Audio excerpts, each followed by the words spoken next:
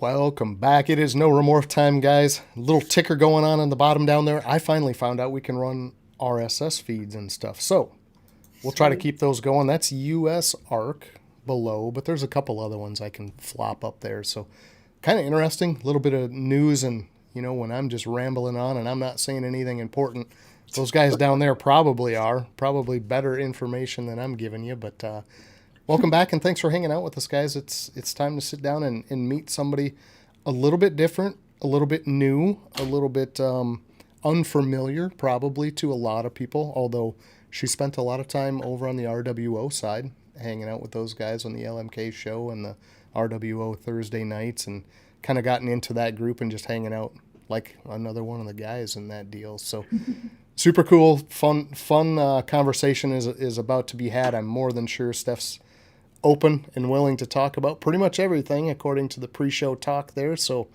we're going to learn some things tonight, guys, but not a ton of news from our side, really. A couple more animals went out, I think, just to beat the weather, really, just trying to get things shipped before they can't be shipped from us anyways. So I think that makes like 20 animals in the last 2 weeks. That's a lot for us. So it's a good thing. A lot of space cleared up in the rack. Jason's got eggs on the ground now, 2 different pairs of those in the incubator again late in the season here for us.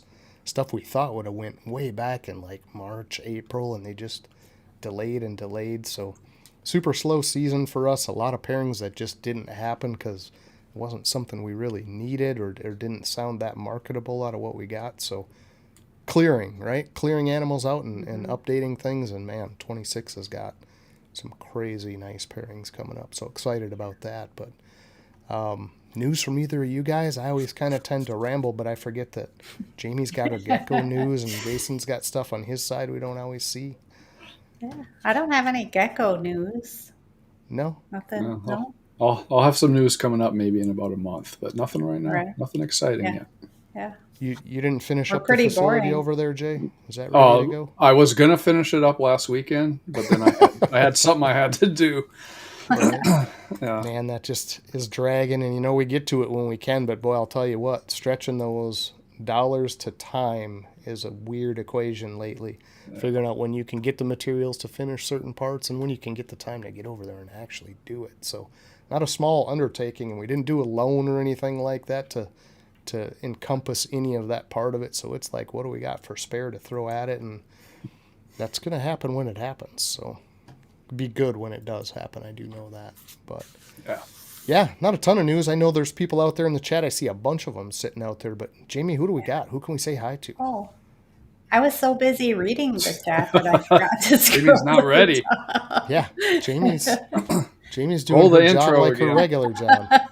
DDM, congratulations, guys. They just had their first clutch. A bunch of pieds in there. It was a pied to a pied. So you get all pieds. But looked like they were all healthy animals and starting to come out of the eggs already. So congrats, guys. They did a live. I don't know if they're going to put the recording up or not. I caught just the end of it. I know John and Jamie, you guys were in there probably for the whole thing, but I caught the end, and it looks like they got some nice ones. Yeah, for sure. Yeah. Cookie Main. A lot of highway. James B. Easy. Good to see you, man. Appreciate you coming out. Every week he's in here.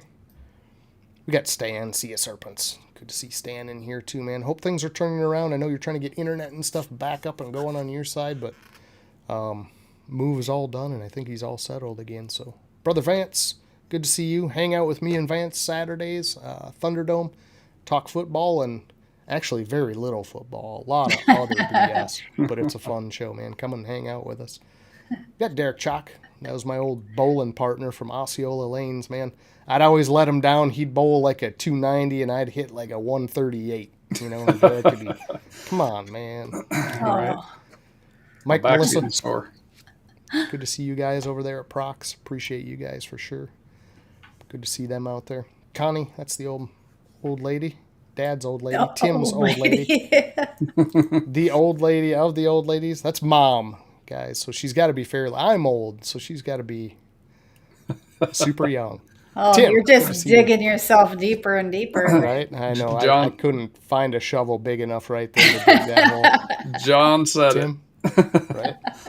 That's the other half of the mom-dad duo that's always sitting out there watching us, supporting us, even if I call Mom old. They don't care. Oh, man. They don't care. Well, Mom probably does, actually. But Jason Opelt, I wish we could get rid of all these @ things, man. I don't know when that updated, but we We'll need to have fix to that. figure that out. I don't like it. And I wonder if people are blue anymore. Can they put links and stuff, or did it knock that out too? No, they're still A lot of blue. weird stuff. Look at this guy. Jose, that's his new podcast coming up. Keep an eye out for that show. That is going to be super different. He's not going to touch on any of the topics we talked about prior to this show starting, but he's going to touch on some topics for sure. So yeah, it's going to be a fun one, man. I'm excited to see it. I am too. Looking forward to it. It's going to be a good one. Da-da-da-da. You scrolling. We got Smiley Heart Exotics. That's Mitzi, the oil wrestler extraordinaire. There we go. I think there it is. Man, you're getting to be the Mitzi best one. I know it was actually a pretty good heart shape right there. Brave. Probably choking down a multi-fruit smoothie right now, trying to make me laugh on his side of things. Trying to make Brave me for laugh. sure. Yep. Oh, that's funny. Brave's out here every week too, man. He's good support. Appreciate it. Yeah, he is. We're gonna have to get him on at some point. He was he's in a biology major in college. I don't know how to message for sure. him. Try at Brave Adventures 1471. Yeah, oh, right. Well, that's a YouTube channel. Yeah. Right. That's okay. We could find him somehow.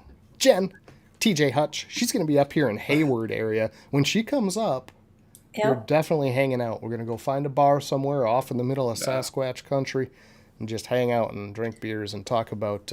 well, they're only going to be here Dark for Angel. 3 days. Oh, yeah, but we could burn up at least 2 of those drinking, couldn't we? Well, they're burn up one and then probably. Their kids getting married. I have no idea. It'll probably that only takes an hour or 2. It'll be fine. It'll be fine. It's fine. But we are definitely going to meet up with them. Yes. Yeah, for sure. It'd be fun. Yeah. Be a lot of fun. Super fun. Yeah, getting married, that's only an hour or 2. It's a pretty quick ceremony. And then you just come out. It takes any time. It's my friend Jeffrey. Jeffrey, good to see you, sir. Hope things are well. Saw the last couple expos. Good looking setup. Hopefully you were able to move some animals, man. Mm-hmm. John, Mission Morphs. Hope Chance and the family is all well down there in Texas. You guys holding it down on the south end. Appreciate John for sure, man. He cracks me up. Don't get to see him live much, but in the chats, he's a menace for sure. He's a menace. Yeah, Travis, TNS. Good to see you, sir. Appreciate it. Thanks for coming out.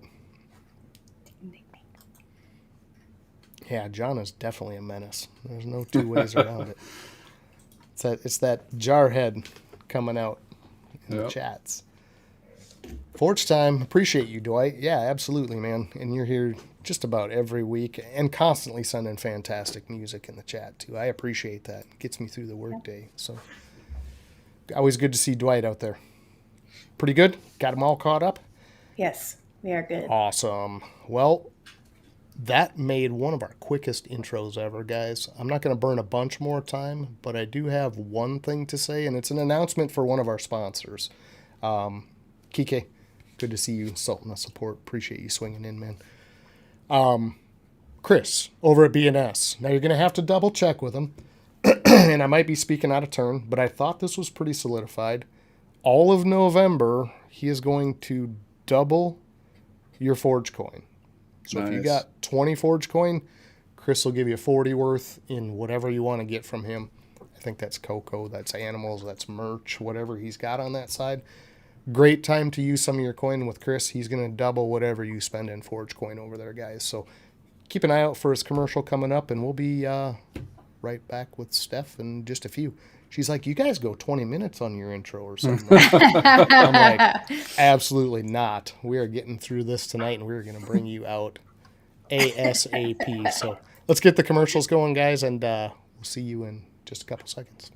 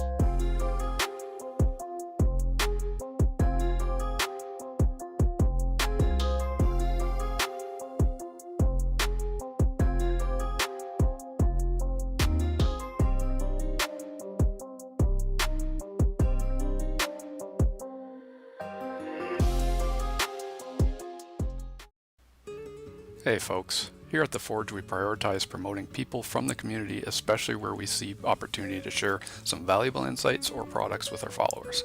That is why we are thrilled to have BNS Reptilia as a sponsor. Chris is a fantastic example of bringing value to the community, with years of experience keeping a variety of animals from ball pythons and blood pythons to boas or colubrids and more.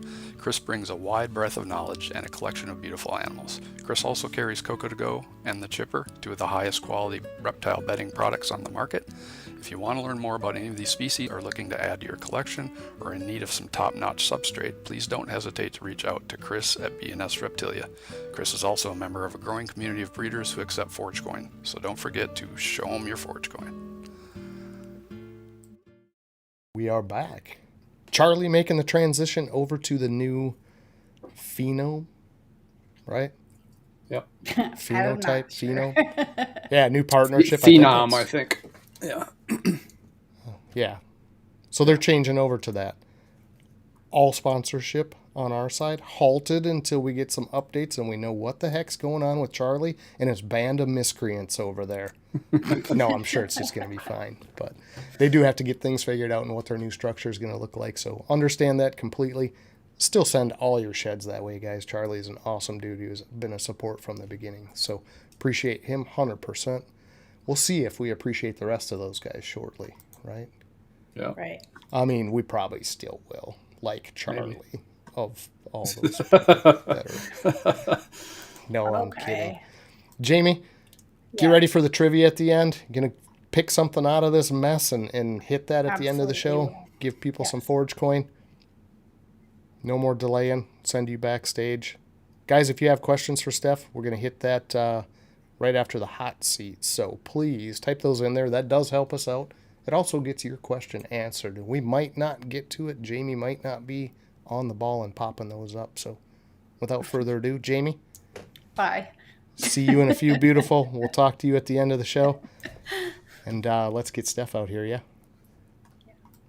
Sound good? Everybody on with that program? And Let's do it. Go. Yay, Steph. Hey, Steph. Time that just perfect. Steph, Audacious ball pythons. Yes. There's some people out there very familiar with you. I saw a few names that are going to know you for sure. They're going to know you from the chats. They're going to know you from the different shows. But for people like my folks and Jason Opel and some of the other people hanging out there that have no idea who you are, do you mind kind of giving us the brief Steph background? Ooh. Like, how much background? Well, how'd within reason. And relevant to, like, just the snake aspect, the reptiles? Sure, yeah. And just like where you're from, how you came into this and your interest in it overall, and really how the reptile side of it kind of got going for you. Sure. So, I mean, the reptiles, hi Jay, the reptiles are something, like, I've like first came about them as like something that you kept as a pet when I was growing up. My dad was like a volunteer fireman, and the fire chief for town had like Savannah monitors and some different stuff like that. Aww. So that was like some of my first exposure to like seeing things and being like, oh, that's awesome. And then just some random guy that we knew, you know, my last couple of years of high school or something, there was a guy that had a ball python that he like just didn't want it anymore. So I took it in and eventually got like a second one. And then I had a black and white tegu for a while. And I had a couple iguanas at one point, but I don't even know like what ended up happening with them. I don't remember, like, I think one of them passed away, but I don't even remember like what I did with the other one. They weren't my thing as much. I had a harder time with those, but, and I didn't have half the information, you know, any of the information like we have now either. So who, you know, it was a guessing game really, but, I loved the tegu. That's something that I really want to get again someday. And the ball python I really enjoyed. Pretty much eat anything, right? Like give them cat food or what? I mean, they're pretty. Yeah, I don't know. I fed him mice, but I don't know. I mean, looking at stuff now, I don't think I kept him properly either, but he lived, he survived. Yeah. but yeah, so like that was like my early stuff, you know. So I had some of that like up until like my early 20s maybe, and then I had to rehome the snakes. Those were the last things I had. I had to rehome them at some point, and so I hadn't had them for like all this time. And in 23, I went to the pet shop for bird seed or something for my daughter, something random, and they had just gotten a delivery of like new ball python babies in. And I looked at them and I was like, oh, I missed that. You know, it was like as soon as I looked at them, I'm like, I missed that. Like I liked that. So that led to like I went home, I told my husband, I'm like, hey, I really can I get one of these really like please. And then I drug him back and went and got one, and um that I had that for a few months maybe, and then I was back in, and I didn't know, you know, from my previous experience about morphs or anything, you know, from 20 years ago either. Like I hadn't been in touch with any of it over that time. So I'm like seeing all these different morphs and stuff every time I go in the pet shop. So I went back a few months later and they had an albino. So I bought the albino. And then I'm like, you know, I've got the dark one, I've got the light one. I really like bananas though. I really want one of those. Maybe I'll get like a in the middle one. So a couple months later I got that. And then I was like, then I found Morph Market like in February. Like my husband and our friend were watching the Super Bowl and I discovered Morph Market and I was like, oh shit, like this is trouble. And I'm like, so now I need to find an excuse that will, you know, allow me to get more, because definitely buying them as pets is like not gonna fly.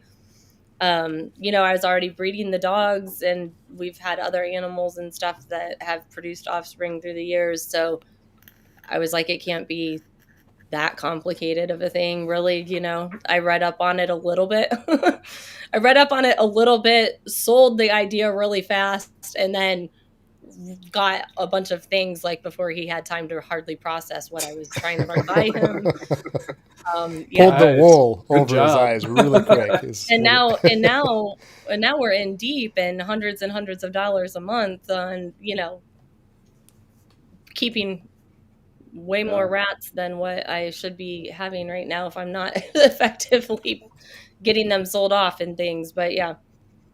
So Okay. are you still doing the dog breeding and that too, or have you just moved to just the reptiles? We did a litter of dogs this year, early in the year, and it was the worst experience I've had doing that.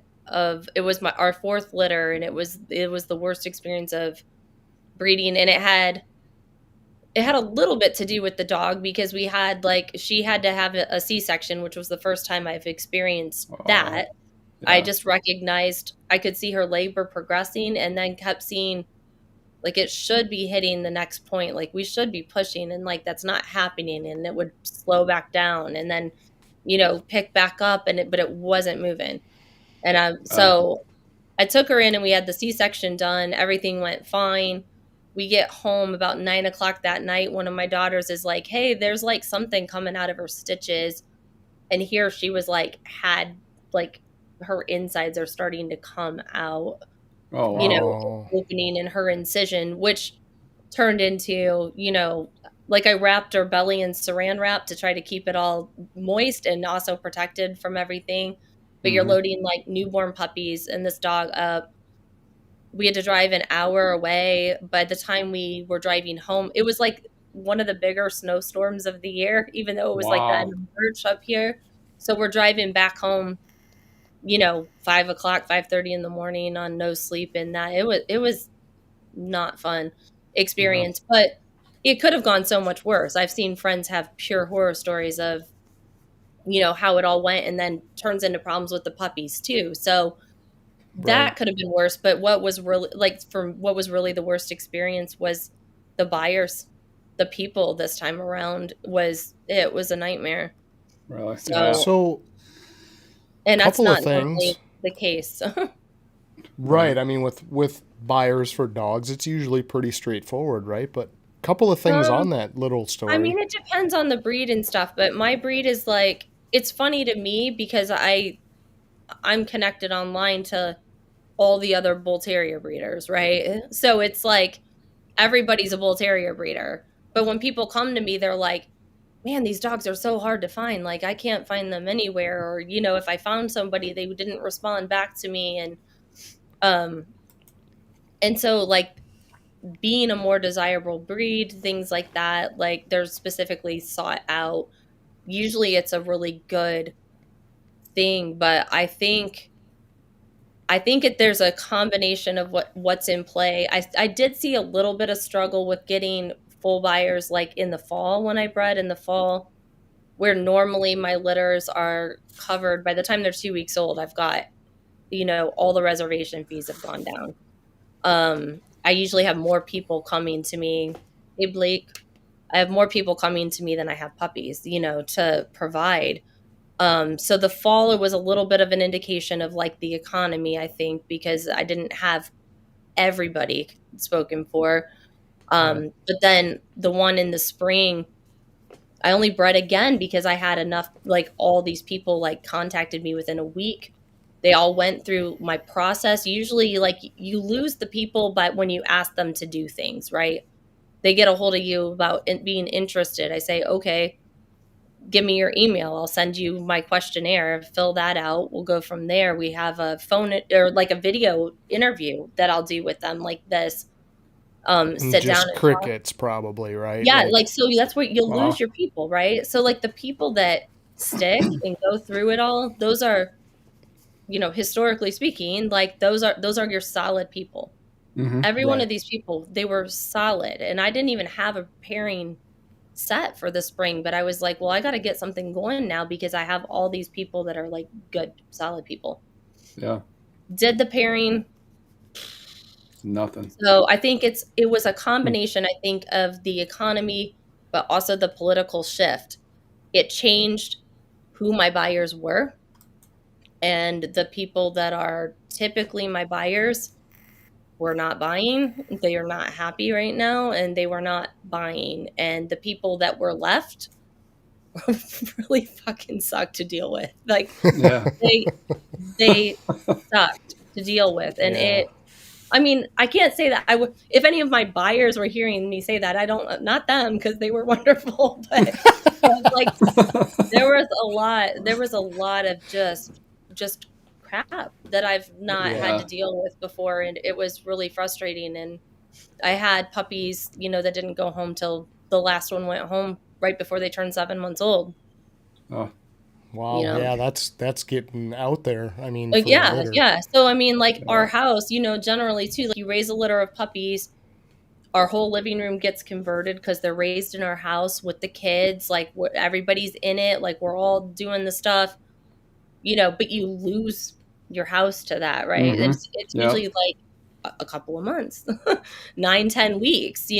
This is like we just got our house back. Yeah.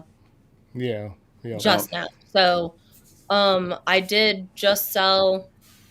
I just sold like my best breeding dog to a pet home. That was emotionally the hardest one that I've never gotten emotional to that degree over it, but she was like the very first litter I ever produced, like I held her like the minute she was born. I raised her up. She was like my first holdback. She's the one that I had the litter with in the fall. So that was I was so excited about that litter because that was the first time producing from one of my dogs that I bred. I don't know. We're talking about the wrong animals now. But no, that's totally fine. Very interesting. Yeah.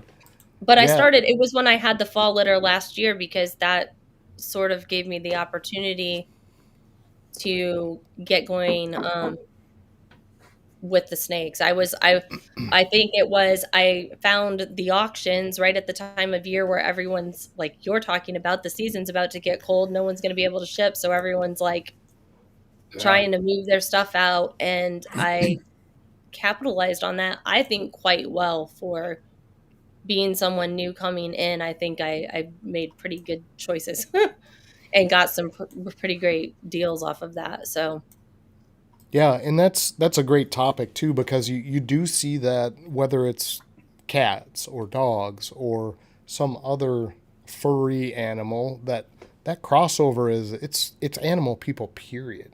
A mhm. lot of times. I mean, you don't see people that are like, I'm all reptiles and I hate dogs. Do you know what I mean? Right. It's like there's a pretty big umbrella. So all those stories are relatable to people, but it does give a better They are, insight to yeah. like you and your background, and that part of you, that desire to produce animals is Mhm. kind of internal to people. A lot of people just want a pet. They don't want Right. to produce animals or pair Right. or, work with Right. that side of it. So I think that's pretty common, but great info and backstory on that part of it. But you talk about the family and having this take over the household, but you don't have a small family either, right? I mean, you guys have a lot of kids and things. So how do you Yes. find the time for all of this? Number one, I guess. I mean, They do a lot of it. yeah, Do they? that's That's They awesome. awesome. they do a lot of it. And Okay. especially because I had like this spring, it was another complication for this year was that litter of puppies was born this spring at the end of March. And so normally like you would have, yeah, like I said, I normally have them for 9 to 10 weeks before they're actually going home. Um and we usually raise them on a whole curriculum, and so we're real hands-on with them and doing different activities and moving them around the house, as they're coming up and giving them all these different experiences. And the puppies were 4 weeks old. I had to start working again. Yeah. So, Right. thankfully we're able to do that. Thankfully we were able to do that part-time, but it was really I've been home with my kids for most of the time that most of their life. So in 2023, I had to go to work for a while and I worked full time then. Um, for I don't know, maybe like 4.5 months. It wasn't extended. It wasn't a I mean, super extended timeline, but yeah. I was working 10-hour days, 4 days a week and stuff. And that was hard because there wasn't a lot of, I did not have a lot of capacity Yeah. for home life outside of like the bare minimum basics. So here I Right. am with a litter Keep of people puppies on fed, the ground. Yeah. I've got my reptiles, and I'm like incredibly like ADHD, and I'm like finally getting to this point in my life where I'm like picking something that I know I'm really happy with. I'm finally getting to a point where like I was I was into like with Billy's Patreon, like I mentioned, because I'm still in his Patreon, but like I was in Billy's Patreon. I was focused, I was learning, I was finding consistency that I just don't have as a human being generally. Um and I was just on it. I was like keeping up the animals. I was like building the rats. I had goals. I had, specific business that I was aiming for to obtain with them that would be a great income source for us and all these different things. And then I had to go to work. Yeah. And Right. I mean, I know a lot of people are doing that, but like I'm sorry. Like I know, and I'm only working part-time, but I don't know how the fuck to balance being a Yeah. mom with six It's kids, being a wife, taking care of the house, 7, 8, 9, whatever, how many fucking dogs we have. Um, a growing number of reptiles, 600 rats in the rat room. I Like was I just gonna can't say the rats. You haven't even really fucking do it. The you. rats are a fucking full-time job, And Yeah. I was getting my shit down so well. Like I was so proud of myself because I felt like I had Uh, reached a point of development where I was finally like gonna be a successful functioning human being. And like I just really didn't cope well, I don't think, with the way that things were hitting in life at that time. So this year has but been a major struggle for me in a lot of ways.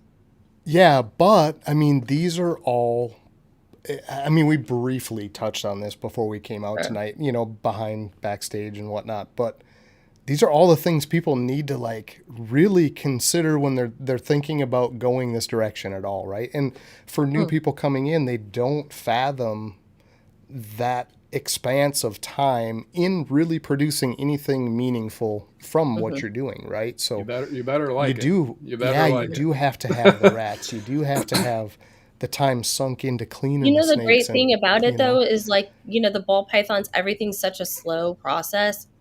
And people are like, they're always talking about how they're so impatient, like about their eggs in the incubator and stuff. I'm like, I got so much shit going on at all times. I'm like, fucking cool. They're in the incubator. Like, know what date.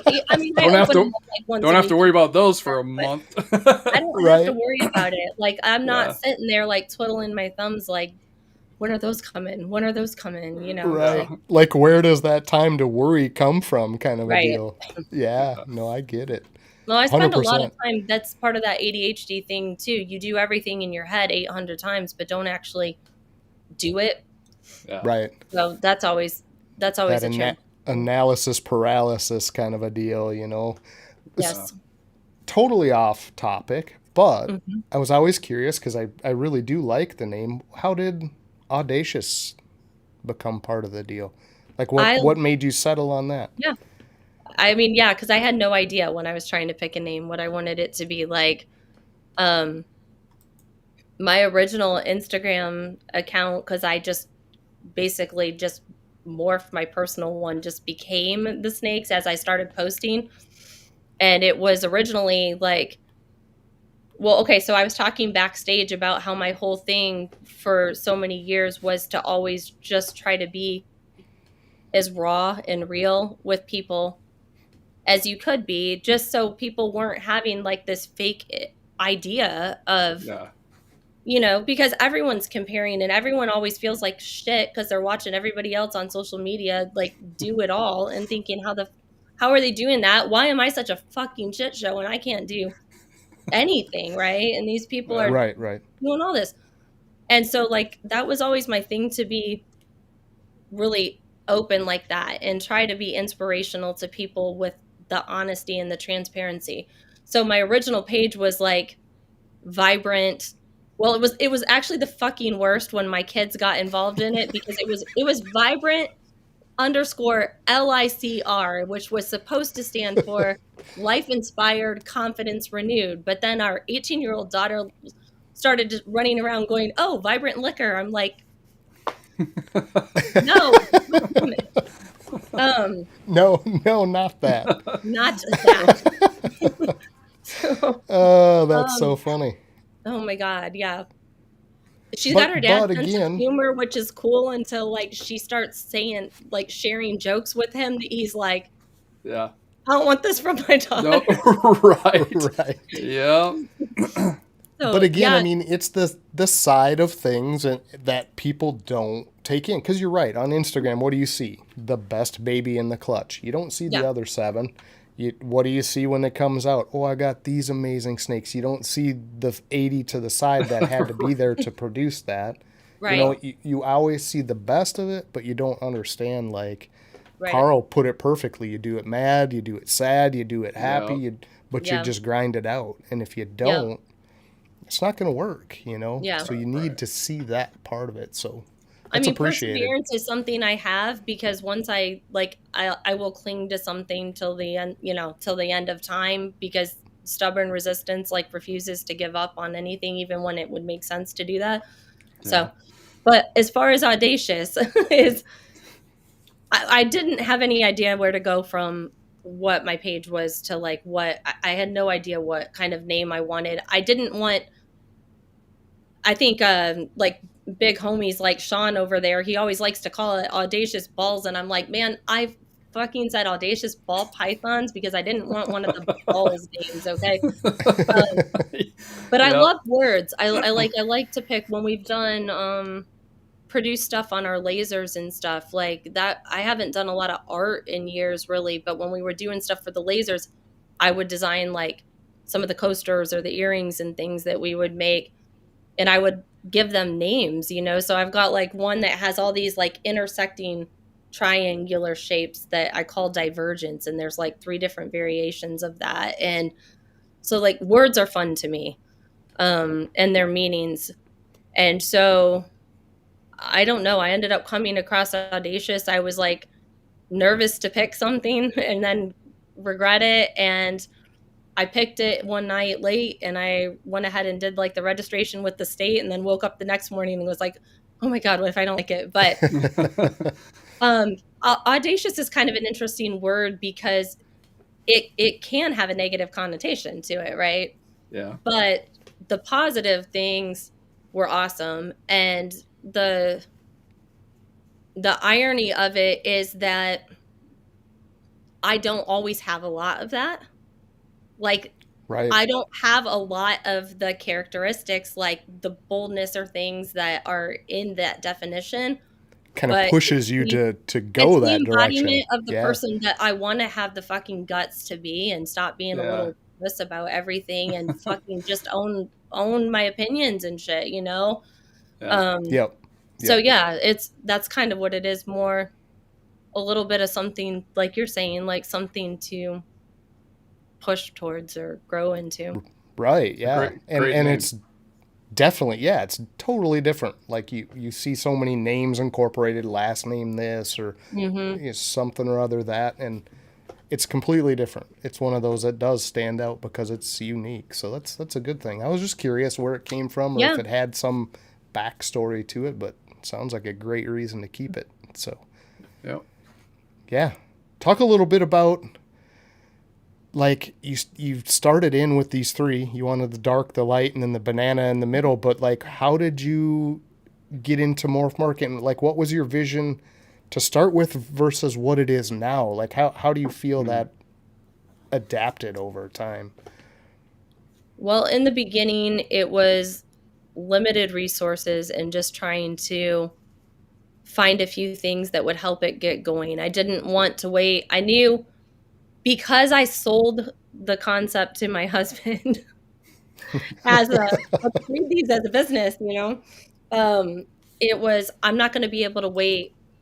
Like, he's going to want to see like some proof of concept. Like, he's already, you know, he's immediately asking me for a proof of concept. And so like I didn't go in, I didn't know shit about the recessives and stuff, like really starting out. So I picked a few things. Most of them were like, I tried to get things that were like at or near breeding size, hoping that that would allow me to get started, which it has actually. I mean, because I already produced, I mean, this was, when was that? March of 24. Uh-oh.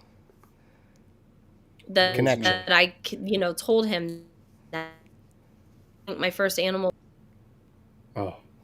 Am I here now? You're back. Yeah, now you're back. Okay, sorry. I don't know. I hope our internet holds out. We're supposed to get some winds and shit here, but I don't hear that, so I don't know what's up.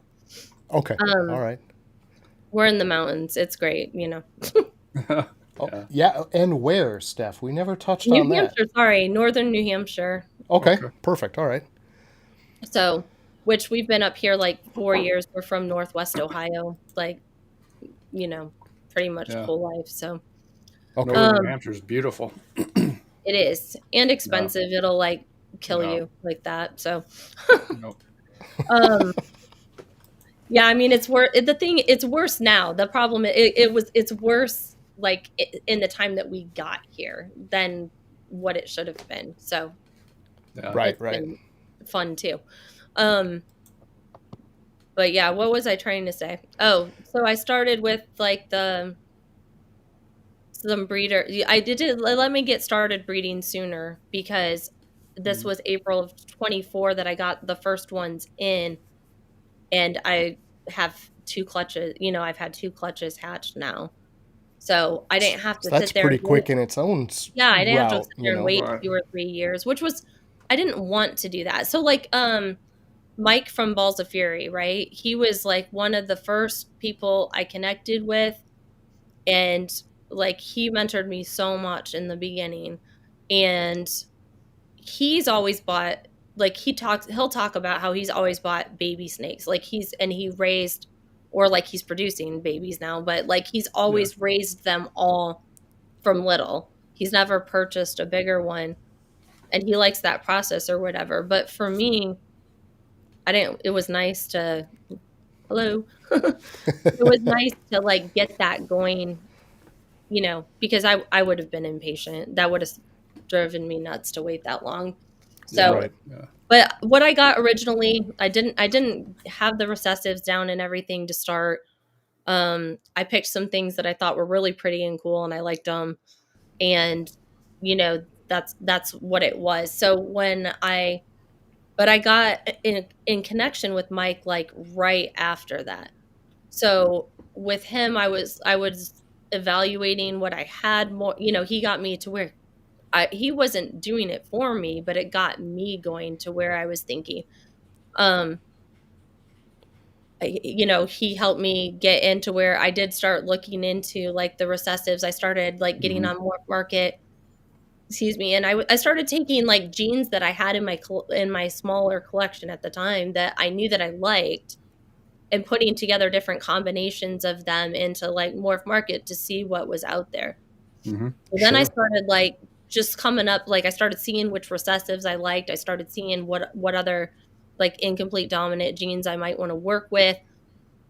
I very quickly realized that while I had most of these genes in my collection, the process was going to take like 20 years to get like anything, you know, anything out of it. So I quickly realized that I was going to want to make changes to, you know, what I was doing there. But as I started putting in just different search options and putting together different combinations in my head, like, what about this?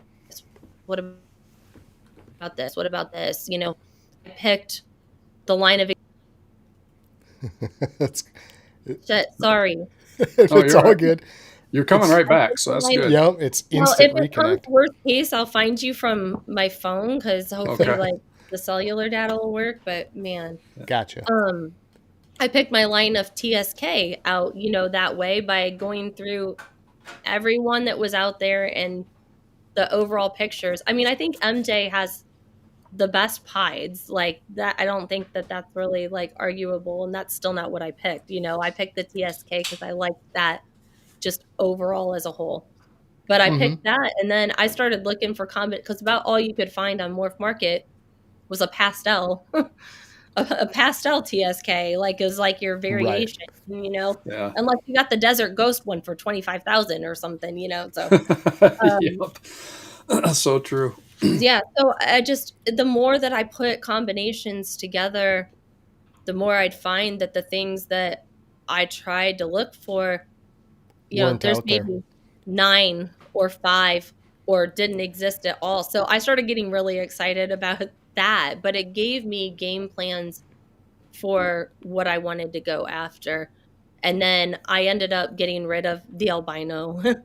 And I think it was a, you know, banana super pastel or whatever that he was beautiful. Like his colors were popping, like he was so pretty. But I got rid of a lot of those things. I did keep like the 2 big breeder girls that I had, even though they didn't have the recessives, and one that I had gotten on auction because I got her for like $65, man, like, you know, like a leopard yellow belly Enchi or something, you know.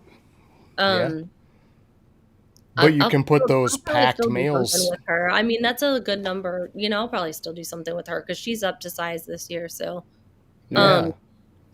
tough to get breeder females. I did that, but then I turned around, and when I had that litter of puppies in the fall and started hitting those auctions, it was not a sloppy thing.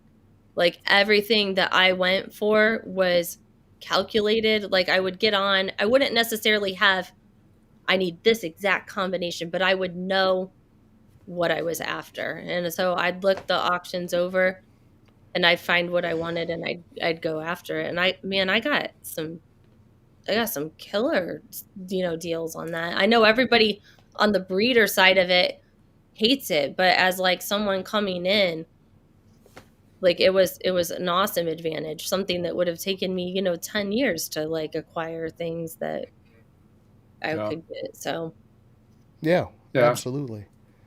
So you have your first two clutches. Are these animals you were shooting for, or you're learning the process and you just like, I'm going to pair things, I'm going to get these babies and know how this all works? What was your thought on those first couple of pairings? Kind of just So- work through it, right? To figure out how it all goes. And well, the second clutch was the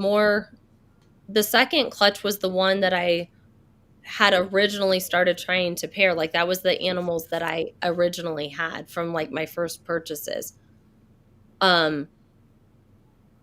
So that one would have been the one that was more like, let's just do this just to gain the experience, and it doesn't have to be like goal animals necessarily, but you're building up that experience maybe before it's the more critical, goal animals.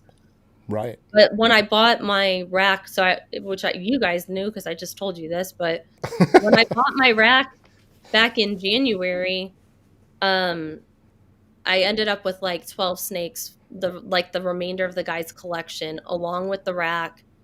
And so that's my first clutch came from a pairing that he had started already. And then I just completed it, which I would have done that one. I think I would have done that one anyway, which was the Firefly Het Clown to the Yellow Belly DG Het Cryptic. Oh, nice. Nice pairing. Ended up with, she had more eggs. Like she had one egg that popped out like 3 days before the other one. So by the time I got the rest of the clutch, like that one was already starting to go bad, like it wasn't good. And then I lost, two of them. I lost 2 eggs. So I had 8, I think. And I lost 2 of them just as the process went along, like that didn't hold out. So I ended up with 6 that I cut, and one of the babies like was already dead in the egg. But I got 5, and out of those, I mean, I got like 2 Kryptons out of that, clutch. Very nice. That's actually great what odds. the rest of the genes are in them because no, I don't. I'm like, I don't know. I can look at a picture and have some good ideas. I can see like as soon as they were mine. I think it's more that fear of like naming it wrong, particularly if you're like putting them up for people like to purchase something, and you want to make sure you got your shit right. And I'm like, yeah, I don't know. Well, right. Exactly what the parents are, but I don't know what I'm looking at here. yeah. But yeah, so like that, I was really happy like with that clutch. Like that was great first clutch. And then the second one was an interesting story. And I mean, I know people talk about it. You hear them say about how they can retain the sperm for like really long time and all this stuff. But I had paired her at the end of last year, and the first lock happened on New Year's Eve. And it was let's see. GHI Mojave Yellow Belly male to the Pastel Lesser Calico female. Ooh. Oh, Okay. that's nice too. Yeah. And so they locked on New Year's Eve. Come January, I got that rack in with all these other animals in it, right? So I decided to switch it up, and I started putting her to that same Yellow Belly DG Het Cryptic male that sired the first clutch. Those guys, they locked in February. They locked in March. They locked in April. Like the last 1 or 2 times, the one time I left them together for like 5 days because they would lock. The next time I'd open it, they'd be unlocked, but they're so tangled up, I'd just let them go. They'd relock. Like they locked, no less than 3 times in that pairing. This clutch hatches out. I get 7 eggs. First time mom, perfect eggs. None of them went bad this time. Like everything's great. All New Year's Eve babies. I get 4 blue-eyed Lucies in this clutch. Yeah. So that was kind of wild. I was like, yeah, I'm like thinking I'll have all Het DG babies, all these, Not so much. Yeah, and it's weird that it works out that way. And even the odds that you should hit Yeah. will go so badly for so long, but then you get that clutch where you hit 9 clowns out of a het to het, and it's like, what Yeah. in the world? Well, and I'm not going to complain about bells either, because those are cool. Like everyone says how people like them. Like, and actually one of my other pairings that doesn't seem to have gone anywhere was the same GHI Mojave yellow belly male, but I put him to a cinnamon Mojave. So I was actually aiming for the bells with that one, hoping to get some. So, it's fine. I'm not disappointed. Not really disappointed. It was just, I was really surprised. I was like, no Really way. weird. Yeah. Not what you're Yeah. expecting. Yeah. Yeah. For sure. So knowing now, again, like you talked about it before, like you're shifting to TSK as one of them. I picked up on that. You really like that stuff. What is your kind of, I wouldn't say you have one goal, right? Because people get kind of varied No. and they get their different directions they want to go. But Right. what are some of the things you'd like to focus on and kind of work towards going forward? Yeah, for as far as the recessive, projects, because they're all going to be based around the recessives, but the clown was always like my basis, like my base project, and then I've always pictured it in my head and describe it. I visualize it like sort of a tree with all of its branches, where like the clown is like the trunk, it's like the whole basis of everything, and then kind of like the different branches going off where like like the TSK project is like stemming off of that. Like I want the clown in that project.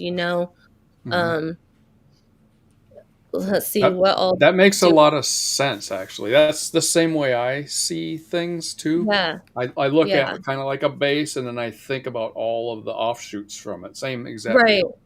Yeah, because there's so many different directions to go with it. So yeah, I wanted to incorporate that into the majority of the projects. Yeah.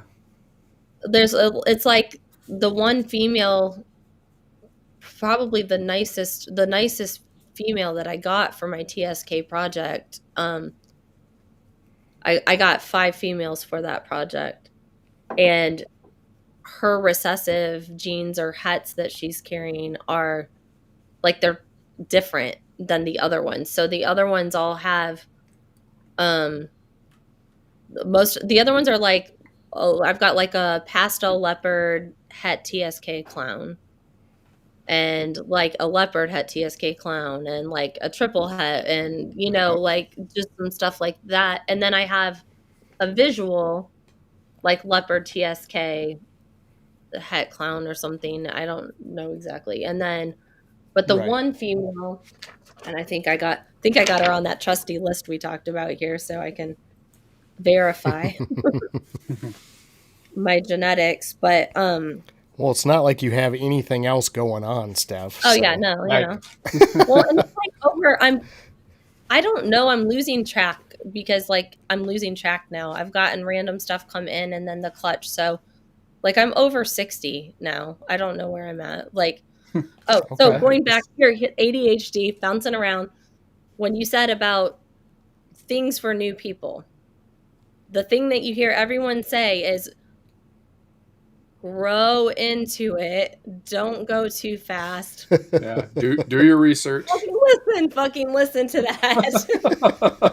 Seriously, because when you're when you have your rats in a 3rd floor bedroom off of your kids' bedroom, and all of a sudden your 150 rats 3 weeks later you realize is over fucking 300 rats.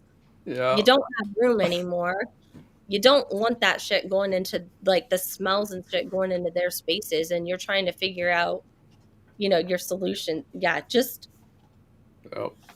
I'm not that person, and you could probably tell me a million times to take it slow, and I'll probably never ever learn it. But if anyone else is smarter than me, listen to that advice. That's the do as I say, not as I do, right? Yeah. Yep. Yeah. So the one girl, TSK, she's a pastel hypo. double het TSKDG. So Oh, she nice. totally switches it up where like everybody else is going to be like easily going as a clown focus. And I was wrong. The leopard xanthic is also double het. So she's double het hypo clown. So I can do a little bit different with her too. But, Nice. True Ghost but the, clowns?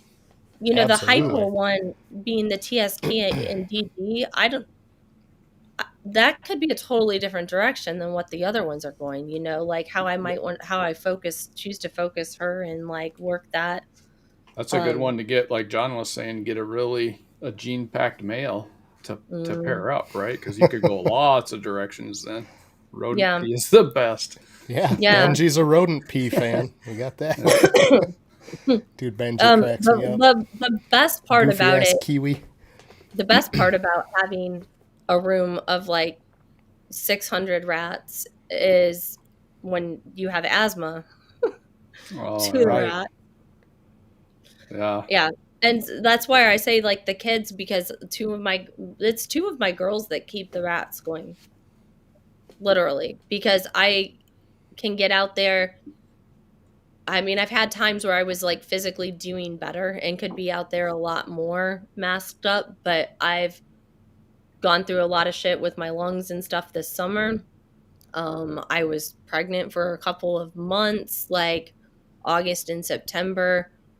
And my lungs were like allergies and my lungs were just wholly fucked. So and then I've just still been, in my system, even since then, has been just hyper reactive to everything. Like it got so bad that if I just existed in my house between puppy piss and like, if the snakes pee and you open a tub and there's like the ammonia in there, like everything was set, like everything, but it wasn't just the animal, like everything in my life was setting me off. So my girls are awesome and I feel bad for them. I mean, I appreciate what they do and it's not hurting them to learn that work ethic.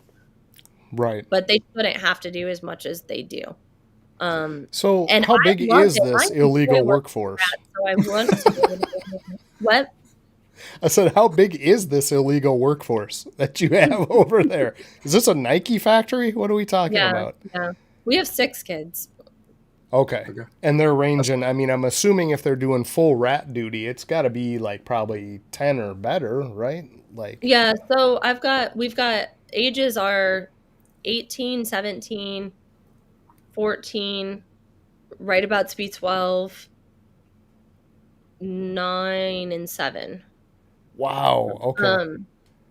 The 12 and 14-year-olds are the two that do the rats, and they've pulled the 9-year-old in where she's helping with waters and stuff like too when they're doing that. Nice.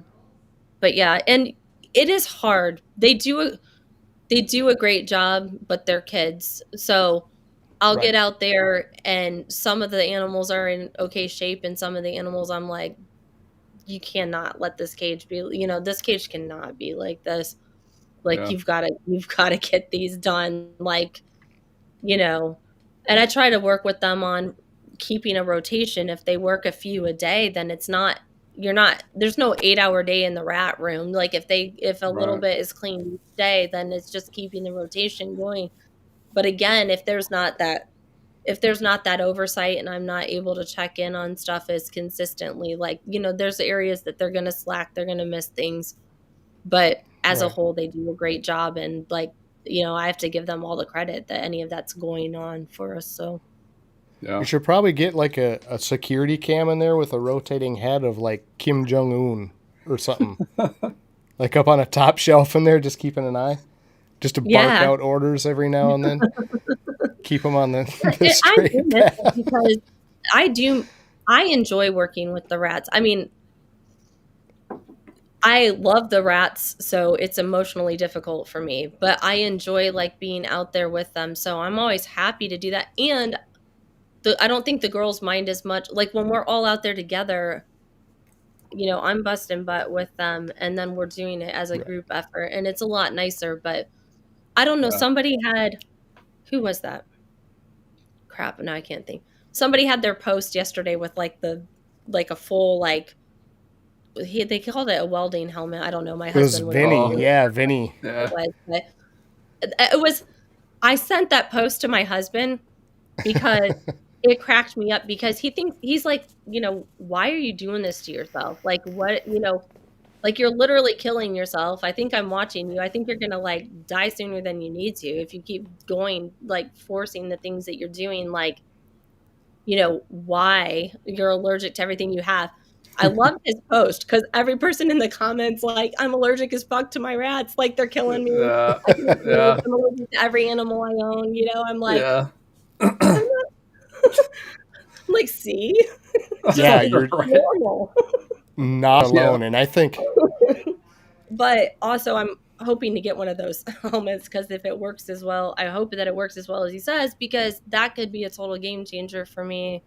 Yeah, I was going to ask if you wore a mask or anything when you do that. I have to wear a mask. If I didn't wear a mask, I'd be out in like the first minute. Like, right. Yeah. Dude, that's brutal. So, but over the summer, it wasn't even helping. Like, normally that will work for me. And like a lot of times I can work for a few hours. And like, anytime I work the rat room, I have to use my inhaler at some point that night because even coming out, even jumping straight in the shower, it doesn't matter, like it'll catch you at some point. But usually I could get out there and sometimes I can get many hours in and be fine. But over the summer, even with the mask on, man, I'd get out there and I could barely be out there and I'd be like, yeah, it was rough. Yeah, you doing the Norwegians or the? I have both. Oh, okay. Yeah, I have both. Okay. So the 600 count is where I was at one point this summer with the Norwegians. I had a single colony of ASF that I got from the same guy. When I got that guy, the rack, in January, he gave me tons of stuff, man. I got like tons of different things for the snakes from him. And I got like a full 7-tub, DIY rat rack with his Norwegians and a small maternity rack that he had and his ASF colony. And I had that. They weren't huge colonies by the time I broke them up, but I had that divided up into like 17 colonies back in August. Nice. Around that time. But I helped out another breeder. I lost a lot of Norwegians this summer. We got them out of the house. We got them moved into what was the game room, like a separate building in our, New England homes. Everything's like connected. So it's a separate room in the middle of all the structures. But I lost tons of stuff. So we got them out there. I was so excited. I'm like, we got them into this room. Now I just got to keep them warm enough and cold enough, and went and bought the $350 air conditioner for the summer, plugged it in, and found that the electrical source wouldn't support the air conditioner. Oh no. That was rough. So we were like freezing water bottles and then trying to put frozen water bottles in the tubs. But one, they're not freezing fast enough. The rats eat them all. It was just, and you don't lose the babies, you lose your breeders. Yeah. Right. That's what dies, Yeah. But yeah, I had another breeder friend who, suffered a similar loss, like with the ASF, his ASF colonies. So like I split a lot of those up for him so he could get going with that. So I have like half that now, but I just was able to spread out a few more. I think I might have added another 2 colonies back to that recently. So when you first brought those over, were you prepared for the smell that was coming, or was that like a complete shock when you're a week or 2 into this and you're like, holy crap, these things are going to be... When I first started picking rats to breed, we had a couple like random little cages sitting in the hallway outside. Okay. Like just down the hallway from the bedroom. Like I didn't have like no, this was another... I'm a shitty parent sometimes, seriously, I think, because like No, the girls that take care of the rats now, like they literally gave up their bedroom and moved in with their two younger siblings so that we had a room with a door to contain them in, which they had pet rats too. So it Okay. gave them like all the rats were able to go to like one room where it could be contained behind a door Yeah. so that I could like live in my house still, you know. But yeah. Yeah, it's Yeah, they're totally they're different. probably pretty stoked about it. If they already had pet rats, they're like, "Oh man, we're getting more rats, right?" They were stoked about it. Yeah, until for there about was a 1,000. day. My Right. 14-year-old now is like, kill them all, kill them, kill the rats. Yeah. Can we just Right. freeze them off? All of them gone. But We you need know, more snakes immediately. and they used to be so excited. They used to be so excited when the snakes would come in. It was very fun in the beginning because when the new snakes would come in, they were always like, couldn't wait to see them. And they had a friend that would come over, and every time that she'd come over, they'd be like, can we hold the snakes? And then they would just sit around the living room, like holding Right. snakes, and thought it was the greatest thing. And then they lost interest, or the 14-year-old lost interest. And then I think probably a lot of it was bitterness because of having to deal with the rats too. Yeah. But when I hatched those bells, she was like all about it. So Right. she picked one, and I'm like, cool, you can have your pet. I don't care. Like I was so excited to see, like, and then she sat there playing with it going, I'd like to breed snakes if it didn't have to do with the rat, you know. If it didn't Yeah. Right. Yeah. So, but I was just happy to see that it didn't kill all of her passion, or that she still had something, you know, that she was excited about. So I'm like, yeah, Right, keep right. it, pick it. Hers is the only one that hasn't eaten, though, of course, of the whole clutch now. So Well, Steph, we've avoided it long enough, and Jamie's laughing back there, and when I hear her laughing, it's got to be time for hot seat. It wasn't a maniacal laugh, though, so it might be just fine over there, but all right. we've learned about the animal side of it. Now we're going to learn all kinds of other weird non sequitur stuff in this hot seat. So Yes. if you're prepared, I know she is, and I'm sure the audience is too. Plus, I probably could use the restroom real quick, and everyone else is going to get a kick out of this. So good luck over there. All right. Here we go. It's time to play the game. It's time to play the game. Ha ha ha. Let's go. Hello. Hey. To the hot seat. Yes. Are all 6 of your kiddos girls? No, we have one boy, and Okay. that's a 17-year-old. Okay, very cool. And he's Keep our saying the like girls. I was like, oh man, he's 6 well, girls.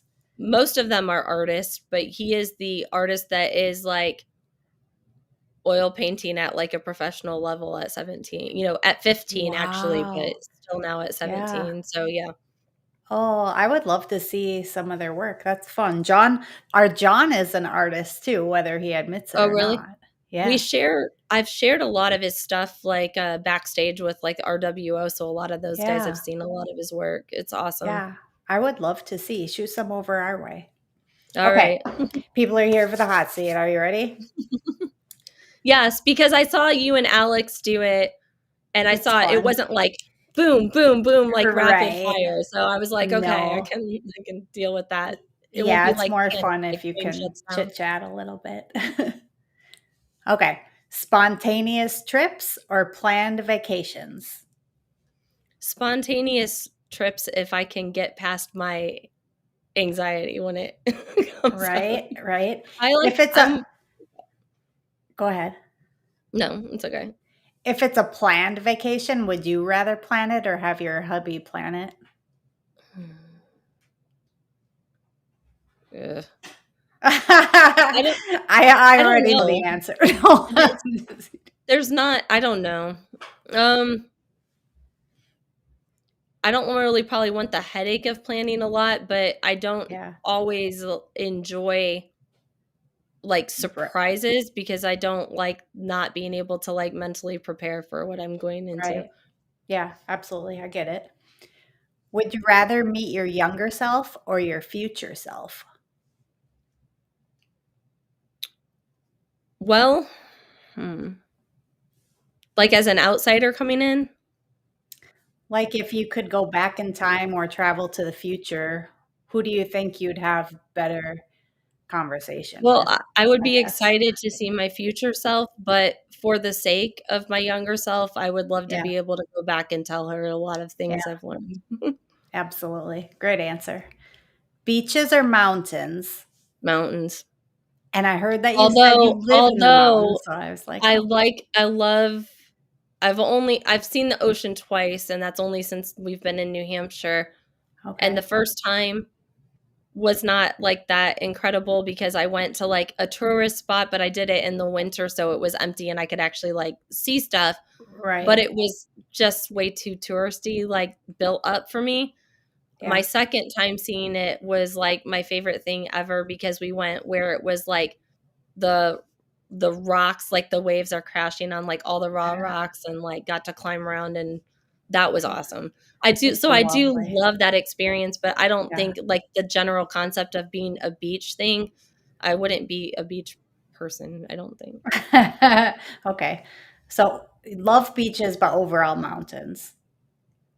Yes. What is a random fact about you that most people don't know?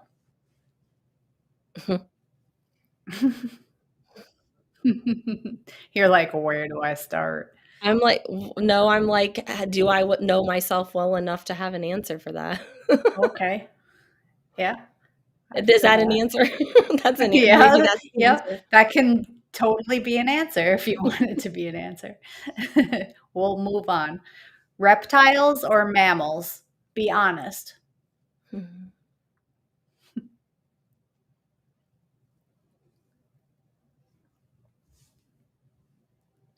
Both. I don't know.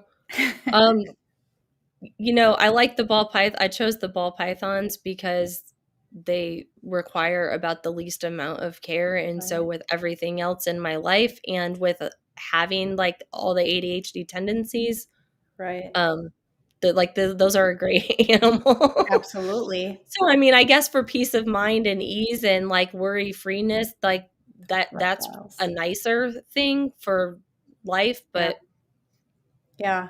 The I have all mammals the are mammals that tie you to the little home and don't let intrusive. you do anything anyway, so it doesn't matter. Right? That's funny. What is your favorite comfort food? Hmm.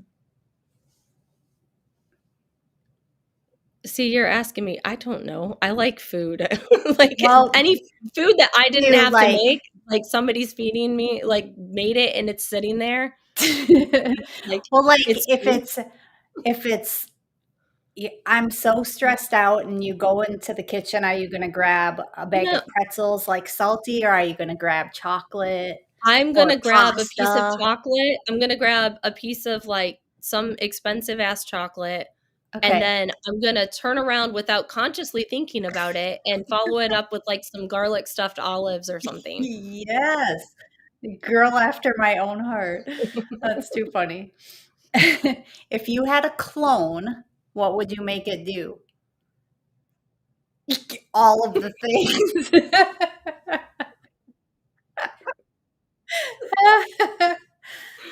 Rats? You guys are so tame. Um, yeah, I don't know. They could take over it could take over all the boring executive shit so I could just Right? have fun with life. Yeah. Yep, for sure. John and I are watching this show right now about clones. It's pretty interesting. Very strange. Very creepy. Right. Yeah, it is kind of creepy, actually. Okay. In your opinion, what is your spirit animal? I hate these questions. I'm so I'm bad at them. sorry. It's supposed to be fun. Just let it be I fun. know. I know, but I never know how to answer these things. God. I See, I told you guys backstage, I don't want to be sitting there going, I don't know. But at I least it wasn't like the good questions, right? It's just the. Well, is it like a sloth or a Tasmanian devil? Like a Not a cat? sloth, no. Like a bird? Something with a wild spirit. Okay. Good answer. What is your most used app on your phone? Probably Instagram, unfortunately. Yep. If you could only keep 3 apps, which 3 would you keep? I wish I could get rid of all of them. Like, Yeah. well, I would say Instagram. I mean, my 3 most used apps are Facebook, Instagram, and the music app. Although I really hate Facebook anymore, but yeah. Right? I don't really like it either. What is your go-to karaoke song?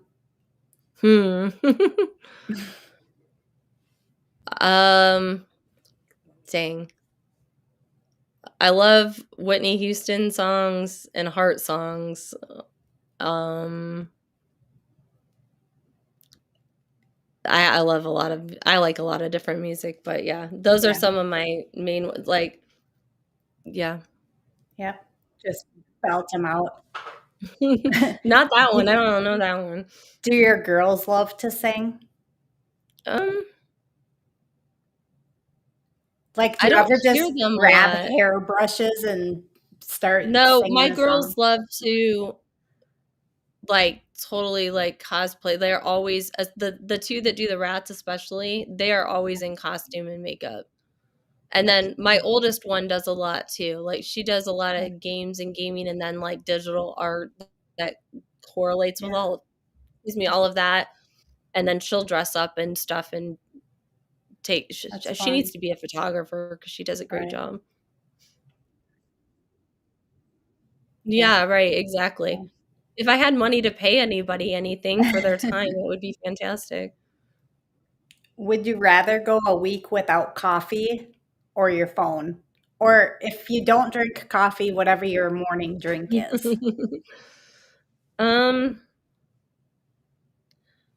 The phone would be painful, like, in the beginning, and then I think it would be, like, the greatest sense of freedom and peace, so I would say get rid of the phone. Phone for a week, yeah, yep. Who can always make you laugh? I would say my husband because that used to be true. We used to, like, get into fights and, like, we'd come out of fights laughing, you know? But, you know, now it's almost 20 years, so I don't know if that's always the case. Right? Generally, for the most part, he can. I make myself laugh a lot too. That's good. That's good. If you could hang out with any cartoon character, who are you gonna pick? I'm skipping this question because I don't know what everyone's obsession is with cartoon characters. Even though I loved watching cartoon characters, I say that because that was also like a question, like on one of the very first shows I ever went on was about cartoon characters. Oh, really? I'm like, I don't know. It's a cartoon character. It's right. Okay. It's a cartoon. Okay. I don't know. Next question. In your opinion, I'm too serious for that, I guess, but also not serious at the same time. I don't know. That's okay. In your opinion, what is the best part of reptile breeding?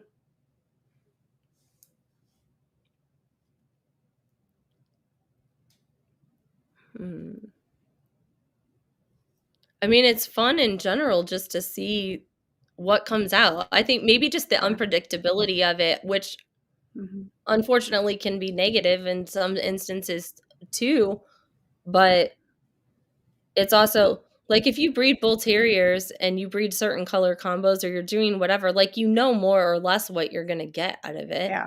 The reptiles are pretty wild because you get all the genes involved and you don't know. So it's like a surprise every time, you know what I mean? Yeah. Like, yeah, it's super fun. I love egg cutting days. Best advice you would give to anyone chasing their passion, just coming into the hobby? I think the biggest thing is everybody around you is going to constantly talk about promoting like the grind and the, like get at it and the grind and every day and like you're killing it and you're doing it and you're whatever. Like there's fucking days I don't get out of bed. Right. Like Yeah. it's not realistic like that you're really grinding every minute of every day all the time, that there's not burnout, that you're not going through other shit in life that's going to take you out. At Right. times I think the biggest thing is just having that willpower to stay committed to the thing that you did. And Yeah. it can look different from day to day, but it's just Absolutely. the fact that Mhm. like you keep working towards the goal. Yeah. Very good. Yep, that's perfect. Last question in the hot seat. When people think of Steph at Audacious Ball Pythons, what do you hope they remember the most? I mean, hopefully there's a little bit of audacity in there that's showing up. Yep. That's fun.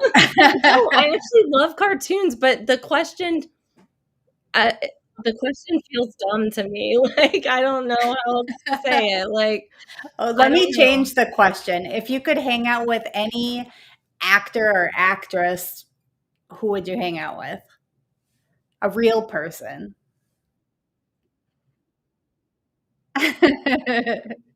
So, a famous person. Singer, anybody famous. I don't idolize people that much. Yeah.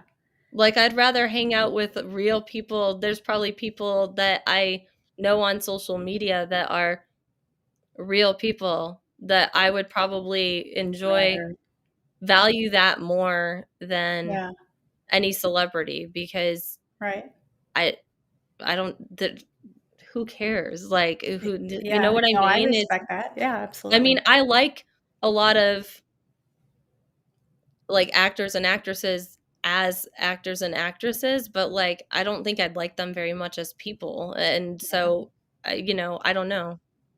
Yeah. Very cool. Good answer. You and John would have a lot in common with that subject. He pretty much said exactly the same thing. Yeah. Okay. Thank you so much for joining me in the hot seat. Thank you, everybody who came out. Sorry for refusing your questions. No, I love it. It's great. Thank you for being in the chat. And if you like what you see, please like, share, follow, and subscribe.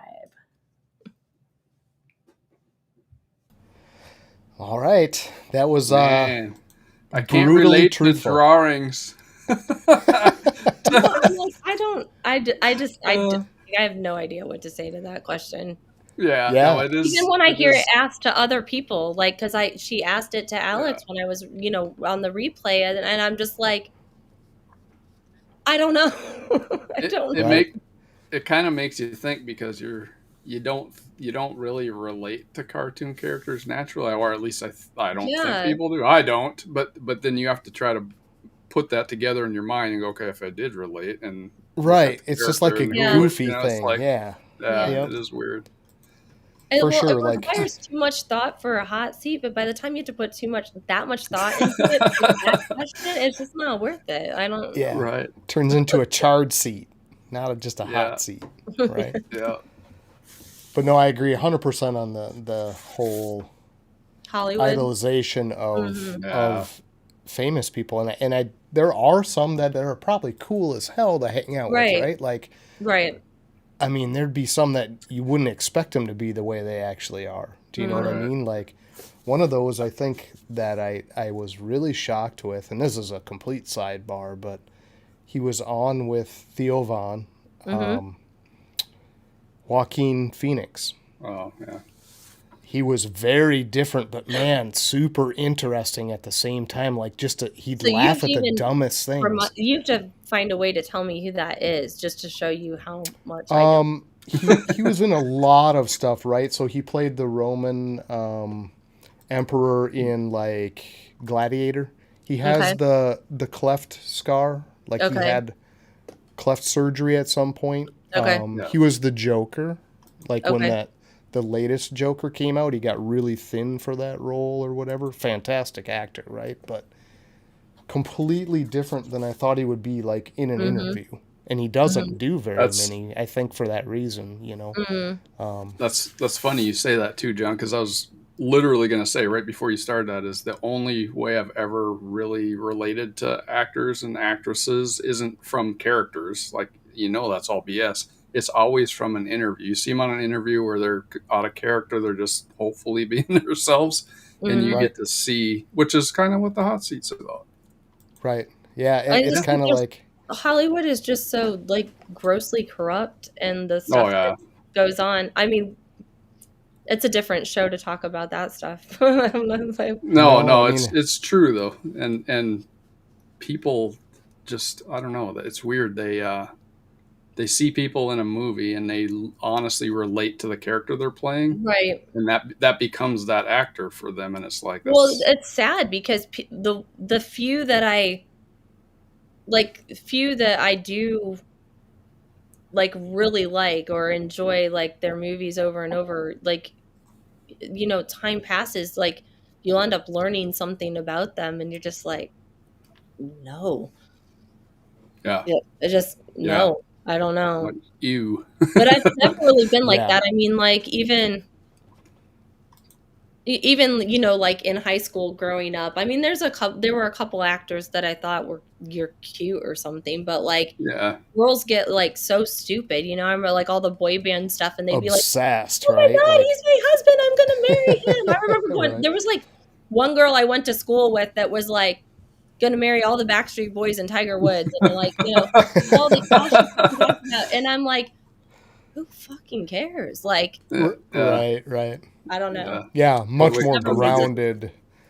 Yeah, personality type. That's just far more grounded than a lot of people are, unfortunately. But Mm, yeah, yeah, it's interesting, and I do like the hot seat for that reason, right? And we say it all the time on this show. It's like our focus here is to really introduce a guest or someone new or somebody not familiar with a lot of the people watching with who that person is. Like yeah. we can all talk about, hey, we've got exanthics, we've got pies. We can talk about that stuff all the time, but at the end of the day, I think the real connection with people and the draw to somebody to come check out your animal, see what you're doing, and have a true interest is the Mm, person themselves. And if you don't highlight that in some odd way, it's a big chunk of time for people to spend to come here that you also have exanthics and pies right, and clown, all the right, same stuff that everybody else has. So, right. And I'm at least 2 years behind. Like, right. hey, right, aren't we Yeah. all? Yeah, Yeah. yeah. So that makes it fun, and I'm glad you're such a good sport in there and honest about it, right? Like people will play along, but you're like, dude, I don't have any interest in a cartoon character. That's totally fine, Yeah. whatever. But back to the stuff before, we were Hmm. talking about your rats and your Hmm. your snakes and all of that stuff. Are you gonna move forward with the dogs and cats or anything on that side, or is it strictly gonna be I'm breeding reptiles from here out? Um, so the dogs are something that like you love the doggies. no, it's not that Oh, actually. Um, no, I'm like Jamie sent. Let me see. I want to. And this is another. Here's a me thing. Okay. Maybe this is the fact about me. Nobody. I don't know. Not really. Like I don't like to like relay a conversation or text message. I'd rather like find the message and just like read it so it's exactly accurate. You Sure. know. So it's like when she messaged me to let me know she's emailed the link, she says, looking forward to meeting you and learning about Audacious. And I said, that sounds great. Thank you. We may all be learning together tonight. I really can't say. Right Right. now, this year has taken me through so much random shit. Um, when I had to go back to work, Well, first off, the whole experience with the dog, it was really weird. Like I felt like I almost went into a depression after what happened with the dog, with her C-section and then the emergency surgery. It wasn't even just that I could have lost the dog. It was having seen what one of my friends had gone through for like 2 different breeding, like litters in a row of like just nightmare scenarios. And then looking at like my physical health and where I struggle with things when stuff gets too much, what could have happened if more went wrong, if I was having to like feed the puppies, like bottle feed puppies, if I started losing puppies, like things. And it was like, that hit me really funny and like put me in a weird place. And then immediately having to like rush out with that going on, while I know I'm going to have to be dealing with people, dealing with clients, like trying to orchestrate all this extra stuff, because those communications, they zap your energy a lot, Yeah. And then the work thing and all that. And my first job that I was doing, because I worked, I went back to Lowe's, which is where I had been in 2023 when I went to work. I was merchandising the live plants there. So like in 2023, I was like in charge of running the merchandising for the garden center. This year, I just went back as a seasonal thing. And I got caught up in a huge distraction where I should have had plenty of time, because my schedule left it. I was up at like 4:30 in the morning. I was done by 11 noon if I wanted to get a little more hours. I had so much time in the day. I should have been able to come home. I should have been able to maintain those habits that I was building, and the structure and consistency. And I didn't. I was just emotionally like coming undone. And I let myself get pulled into a distraction that by the time it was over, I was like, I realized I was like 6 fucking months behind where I could have been. And that really pissed me off. So like realize how much I let that pull me off course and like fuck my focus. Mm-hmm. And then I had to switch jobs because that job was ending from seasonal. I switched jobs again. And now this one, I only work 3 days a week. I get more hours, a day less of work. But this one is like, right now, and I could get up earlier, I guess, again. But then I was pregnant when I started, like unexpectedly pregnant when I started this other job. So it's like, and all the health shit with that has been going on with my lungs and stuff. So those are like, get up at 7, everything's getting ready to get out the door, get to work at 9. I get home like between 6 and 6:30, and like you're drained. Like, yeah, absolutely. That's a challenge now too, trying to like orchestrate around that. I mentioned at one point about how I cling to everything. Like, I never wanted to breed dogs. I'd seen people do it as I was growing up. I didn't like the way that I saw dogs treated or living, the conditions. I didn't like the idea of just like dealing with dog shit all the fucking time. Like, yeah. And it ended up just being something that I was always trying to find ways to help out financially, so that it made it better when I'm home, with the kids, which is a little bit fucking insane because I had 6 kids and I'm trying to homeschool and everything else, but I was always trying to do more. So I got the dogs I said, if we're going to do this, I'm going to do the breed that I like, or I'm not doing it at all, because I'm going to have something about it, that I'm passionate about. Keeping these dogs has been a major life stress, and I've been doing it for years. And I refuse to give it up. Like, no matter how much my husband brings it up, or no matter how rough it is on everyone, you know, now it's the kids that are running this rat room, which I'm hoping that won't be the way. I'm working specifically with alternative health people to try to get stuff, you know, work on like the allergies and stuff and try to get myself to a better place. But I don't know. I just feel like there's enough that is starting to shift for me right now, that every time I get into something, I cling to all of it, and then I can't let it go even when I start the next thing. And then everyone in my life is suffering because I have this selfish need to hold on to all of it. And I think the only reason that I'm holding on to it is for I imagine it's some false sense of security that maybe I am looking for in some other part of my life, but it's because I don't know that I can have it. I try to gain it from these other things.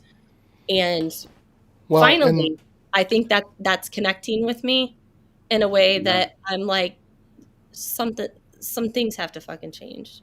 Well, you Yeah. might have a real drive to succeed, though, because and the problem, I mean, just from what you're saying, one of the things I see is just like you're saying, you've got so much stuff going on that I feel like the odds of succeeding at something is to pick one of them and Yeah. just do that. You know what I mean? Because Right.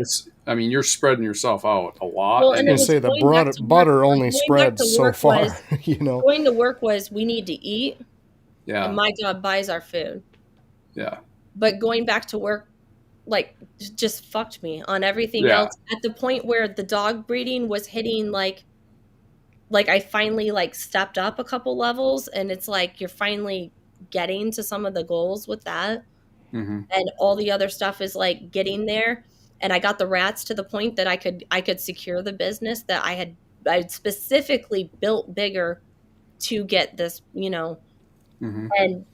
And then it was like that was the thing that broke me. Like, I just couldn't do it all when that came in. That was just, yeah. Understandably, it's a lot. I mean, that's a whole lot. So, Well, and again, wouldn't it beat can't be yourself up over it. overstated. Yeah, you can't do that, number one, but it can't be overstated for the new people thinking this is a simple thing to walk into and just do, because it isn't. You have all these things you have to sideline if you truly want to go at that in any meaningful way. You can do it as a side hobby, have your couple pairings, have your couple snakes, and buy your frozen thawed and keep it Yes. very small. You can do that. But to approach this in any other manner than to have this actually be your full-time investment, and I mean time in the biggest sense of the word, because that's really what it is. You only have 24 hours in a day. And Right. if that isn't going to be, you know, a way to sustain your other modes of life, whether that be family and kids and keeping food on the table, you better have that chunk set aside and a realistic view of what that is, because that gets out of hand really fast. We've known many people that were super interested in reptiles, started acquiring and found themselves in a really bad spot for not only them but the animals too, right? They couldn't keep up proper care for them. Right. They couldn't maintain their daily ins and outs. Yeah, exactly, Val. And I don't think any of us, well, we portray this Right. shit as easy because that's all people see on the Instagram feed. Like Right. you mentioned before, you see the nice pictures. You Right. don't see the house in a tornado in the back.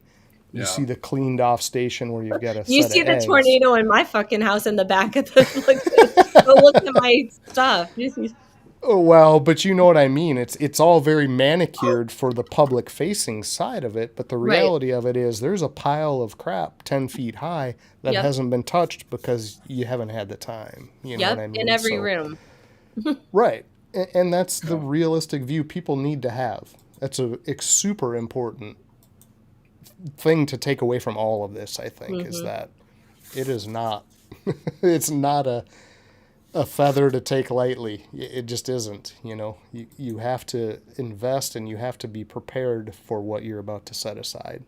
because to do it any other way truly isn't fair to anyone. Your family, Right. the animals, yourself, you know, all of that needs to be considered. And you see it a lot. I mean, it's one of those things that Yeah, and I have it too sadly, backwards. I mean, my kids go without, but like then there's justifications for getting something for the business because like, oh, this great deal came up and these jeans are like fantastic and we need it. Like, Yeah. yep, you know, yep, Yeah, we it, struggle yeah. with that one. You see stuff and you're like, man, that is the plug-in. Unfortunately, it is also the extra $2,000 we don't have to spend right now. You know, it's like, oh, yeah. But keep that on a realistic level and make people aware of it, because there's yeah. so much of that out there. And again, you see all the pretty pictures. There's piles of that floating around. You don't see the pile of crap. No one Yeah. ever shows you the pile of rat turds behind their house that they dumped out cleaning that How week. about, You know? how about this? Okay. How about The she rats, says. they rats, I said, like they started a couple little tiny cages in the hallway Yeah. that turned into consuming an entire bedroom on the 3rd floor. Yep. So our house is set up. Oh, this camera's backwards and it's messing with me. I'm like, I don't know which way I'm tilting my head. It's just driving me crazy. So we got the house, and then connected to the house is the garage. And then what connected to the garage is what would have been the barn, like the second story of it's like the upper level of the barn. The downstairs is more finished off. Like I said, it was like a game room when we moved in. They had it. And then attached to that is the shop, like behind, So the game room is where we moved the rats to. And it's an enclosed room, like you actually have to go, every build structure is connected, but you actually have to go outside the game room to go into the shop. Like those don't actually have a doorway between the two of them. So this enclosed room, my husband's pissed because he can't use his garage because his garage has 20 trash bags of rat trash every Yeah. week. You can't breathe in the garage as much as you can't breathe in the rat room. Then you got the wild rats that rip open all the bags of rat trash. And now it's just bedding Everywhere. all over Yep. your garage floor. yeah. The humidity from the rat room, if we try to run, because there's a furnace in the shop that has ductwork to both the shop and the rat room. The humidity from the rat room created moisture that started rusting the furnace within a couple of months of the rats being in that room. And we have some other stuff, like we have stuff purchased now, like a different type of heater and some different things so that we can try to get the rat room better arranged to heat them for the winter, to not use that system. But guess what? I started losing ASF, baby. Like I had like 23 dead hoppers, earlier this week. That's 3 meals for my newest clutch of babies. So I told him, I'm like, we have to turn that furnace back on. He goes to work out last night. He can't fucking work out in his shop because the shop now also smells like the rat room, and even has it capped. Like he has the vents capped. Yep. So Yep. it's every time that you think that you found a solution for the new problem that you've grown into, again, because you grew as fast as you possibly could. Right. There's a new problem that you didn't predict. There's a new something that you didn't realize you were going to need, like when the AC unit can't run, but now, no, it's going to be thousands of dollars to update or whatever it is. I mean, maybe it depends what some of the things would be, right? But like to like update the wiring or get like certain things going or whatever. Like we don't have the finances to build a separate structure. That's what rats need. They need their own fucking separate structure. Yeah. Yes, for sure. And then so in the meantime, I can't now. And so the other way that we're set up is like most of our yard is behind our house, like property, but there's a little bit of yard off the game room in the shop. So the only place we could fence in for the dogs was that spot. So to take the dogs out to the bathroom, You have to go out the dog room, which is the end of the house, run across the garage, run them across the rat room, and out the door. So when it was the game room, I could run dogs in and out. I don't take dogs out to the bathroom now, ever, like everyone else does, because I'm going to have to mask up to go through. Yeah. And depending how much I'm out there, I'm going to have to go shower, like, just because I took dogs out to the bathroom. Right. Like, this stuff gets, the problems can get big, like, real quick. Yeah. And, like, trying to figure out, and it's the same way now of, like, as soon as you got them cooled down, you're like, well, shit, now we got to figure out how to keep them warm. Yeah. And in the Yep. meantime, you're already starting to lose stuff. I just got my production back. Like, it just recovered from the summer hits. You know what I mean? So you're like, You see Darren's comment? Just see that one.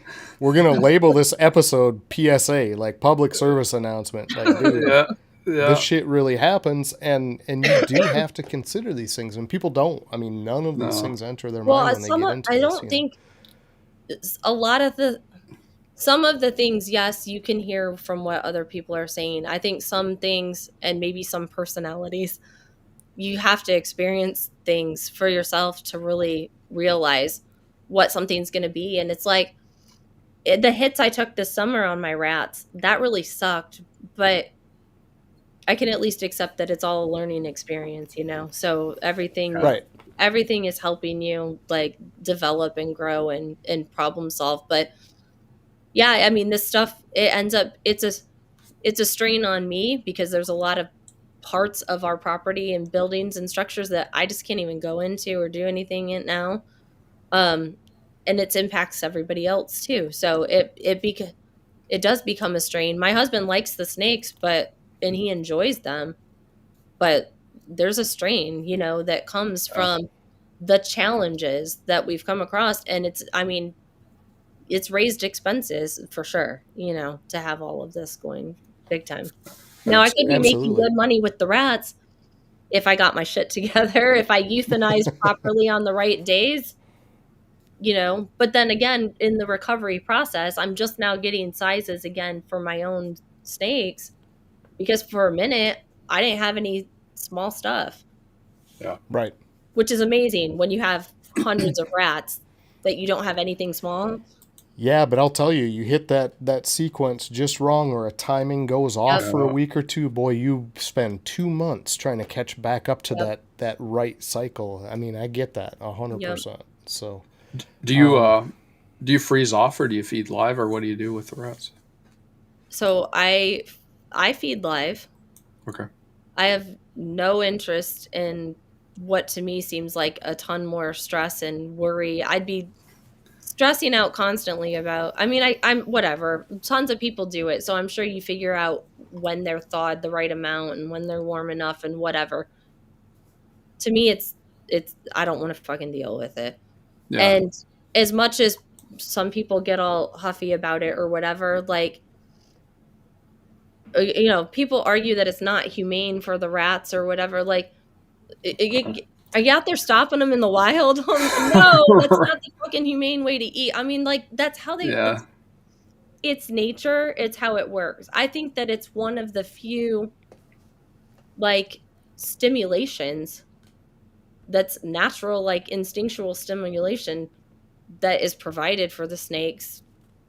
In that, I'm not criticizing anybody that feeds frozen either. I don't care how people do it, but, you know, I do it. That's how I do it. And I don't mind that that's how I do it. I do freeze off a lot because I did have a bigger pet shop that I was supplying for. That was the business that I've got. I've got another pet shop where I am their pet rat supplier, because I have a bunch of really great fun stuff that I have no idea what their genetics are, but they look awesome. I've got great Dumbos. I've got curly furs. I'm getting, like, you know, half hairless ones and super fun stuff. And I've got another one that I do, like, they're live, but they do, you know, live as both, like, feeders or pet and or. Mm-hmm. So I've got, like, 3 different pet shops that I work with, but the big one was the money one. And that was the one where we filled one order for him before the summer stuff. And so I haven't been able to get back there for him, unfortunately. Now, here's another problem. I have 2 small freezers in my basement. One was for rats, one was for food. The one for rats is too full. So now I'm trying to clear out the one that had the little bit of the food in it because I need the space. But most of those rats are larges or bigger because I didn't get them taken care of in time to get them at the right sizes. So now I need to find people that actually need large rats because I've got like 81 large rats in my freezer.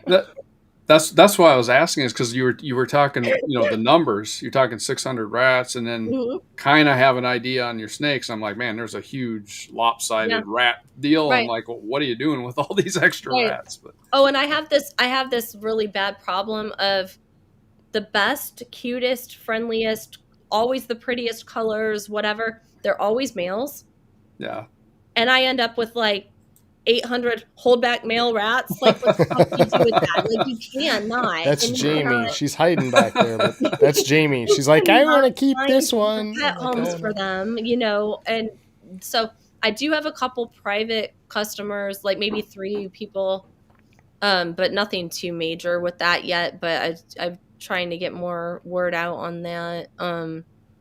But the freezer thing is a problem, right? Because really what I need is a bigger freezer. A bigger freezer won't make it down my basement stairs. Yeah.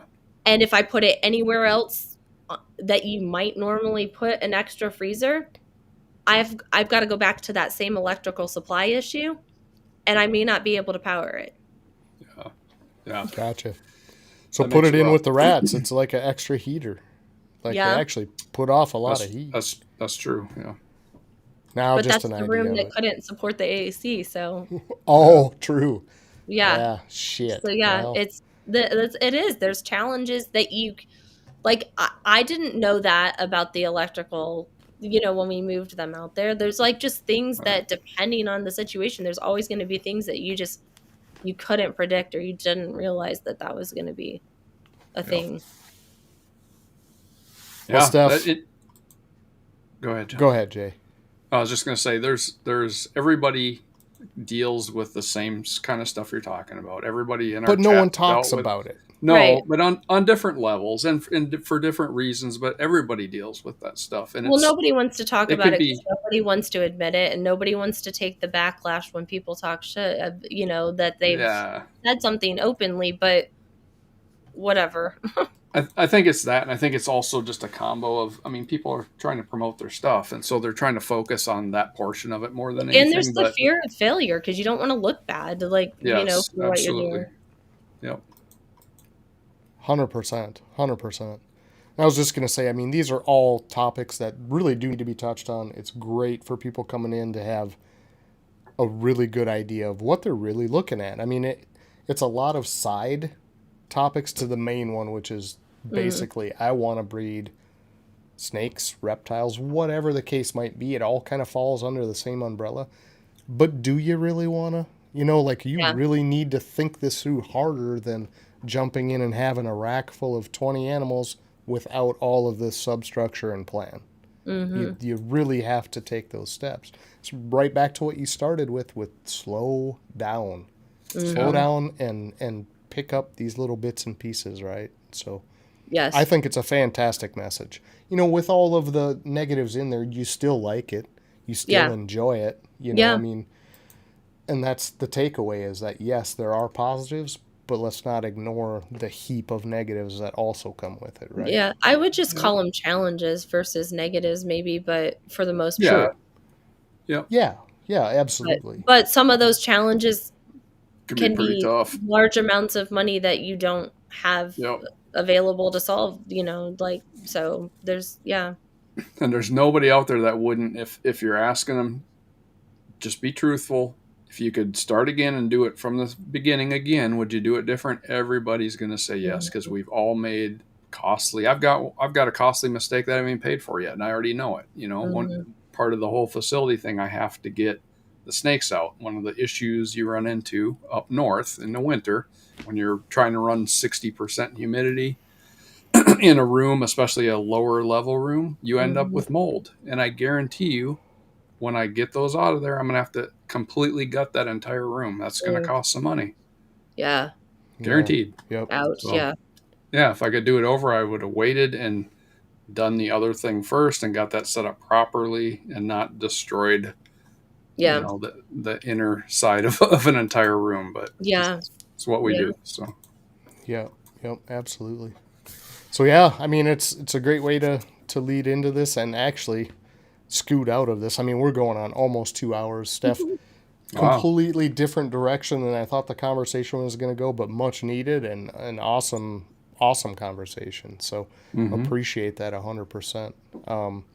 We're going to get Jamie out here again. She's been hiding back there. Just I hear her tick, tick, tick, tick, tick, typing away. She's typing notes for what becomes the trivia at the end of the show, inevitably. So we're going to transfer her out here. We're going to bring her out and see what she came up with out of all of this. Did we get any questions? There was so many questions that I have to ask Steph A or B. B, Okay. You said? yeah. Okay. B. Trivia question B is, how many bells did Steph get from her second clutch? Ooh, I think I remember this. I See who honestly, stuck I through. don't remember the number. I don't. I usually do remember. I'm pretty sure I remember this. We've got a winner. What? Yeah. People are quick, man. They were Yeah. really fast. Now, Ken Holy. shouldn't even be allowed. Ken gets in on too much of the end. Hey, Ken typed it right this time, so we're gonna definitely give it to Ken. Yeah. Absolutely. Lots of people really close there, but Ken Yeah. came up first on my screen. So Yep. I do see Ken first. I see James B. Cookie Maine was right on his tail. It was at Yep. literally 1 1 second second. different. yeah. And we had a lot of people guess the right answer. Well, tons of people put Man, four in people there, were so. listening to you, Steph. Yeah. Steph, you had a way with words. People wanted to Yeah. hear it.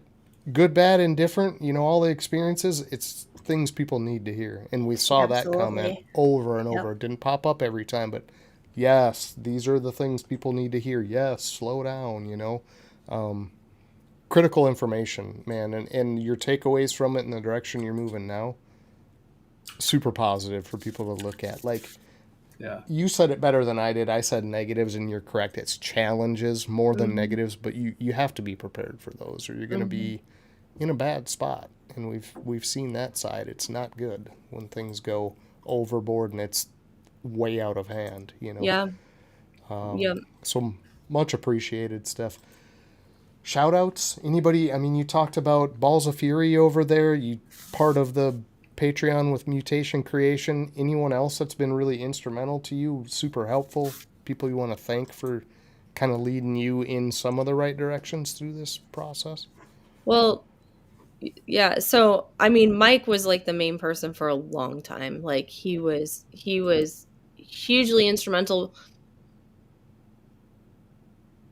Oh. He wasn't initially like the reason that I joined Billy's Patreon specifically, but he used things that he had learned through Billy and some of the resources that he had picked up from his shows and stuff to help give me foundational stuff for how to plan, how to structure like, your plans for your pairings, males to female ratios and things like that.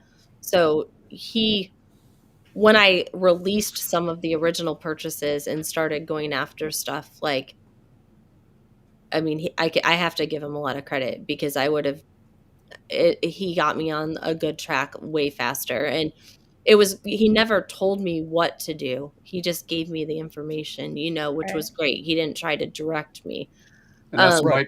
Mike from Balls of Fury. Balls of Fury? Mike Rigo. Mm-hmm. And then like Sean Fuller and Mike Duvall, like they were just some of the first people that just supported me in general. Like when people started, just beginning to see that I was out there. the RWO, obviously, like, just, you know, I wish that I could find my place on that show for how long that I've been a part of it, because I keep feeling that was something that would come, that you would like feel like you found your place and how you fit in. I mean, I'm the girl that can make pervy jokes and laugh, and like I don't mind doing that. Like, it's fun, but there's there's a little bit more to me than just that side, and I don't Obviously, yeah. it doesn't come out in that show. I feel like I am just sitting there not knowing what to do with myself a lot, and I'm glad. I like being included. Like, I keep you in line. Whatever. So Whatever. that's the group of guys, and they're fantastic guys, right? But it's a group of guys where it's gonna go a little bit against the grain of, like you talked about already with the anxiety. You're not gonna like jump out there and like jump in the mosh when the conversation's going on, and all those guys don't would know do. what to contribute Do you know what I to mean? the conversations the way that they flow usually. I don't have a problem jumping in. Like, it's just not really knowing where, or not having a lot to offer to the flow of like what is happening in the moment. Gotcha. Yeah. I feel like I can relate to that. John's always like, jump on, go on this show, go on that show. And I'm like, I don't know what I would say. I'd just be sitting there like, hi. Yeah. That's how I feel. That's how I feel. Like, they're good guys. They're good to me. I like the idea of being a part of it. I just wish that I felt like, I don't know, like I was bringing something to it. Yeah. Sure. Yep. Gotcha. Yeah. It's an odd atmosphere, and panels are always kind of that way. They're a little bit difficult to interject. You've got the delays. You don't want to talk over someone at the same time. You kind of have to at times to get your 2 cents in, and it's tough. Yeah, I usually have to yell at them about 3 times before I get like, hey. Yeah, it's a comical show, and those guys they're awesome. I mean, they've got the biggest hearts. They've got the right mindset, you know. I was thinking I'm the one that gets out of control sometimes, not so much that I'm the one keeping them in line. Right. There you go. He says he's going to make it a goal now, Steph. But yeah, and that's the whole thing, is they all know it. I mean, you can tell that that's the kind of people they are. They're super inclusive. I love the guys at RWO. They're a great group. Yeah. But I get it. I get exactly what you're saying. So both sides of that coin too. But I think we just need another girl on the panel for you. Mm-hmm. I like being the only girl. I'm more like, I'd rather hang out with the guys generally. Like, that's kind of more. Aww.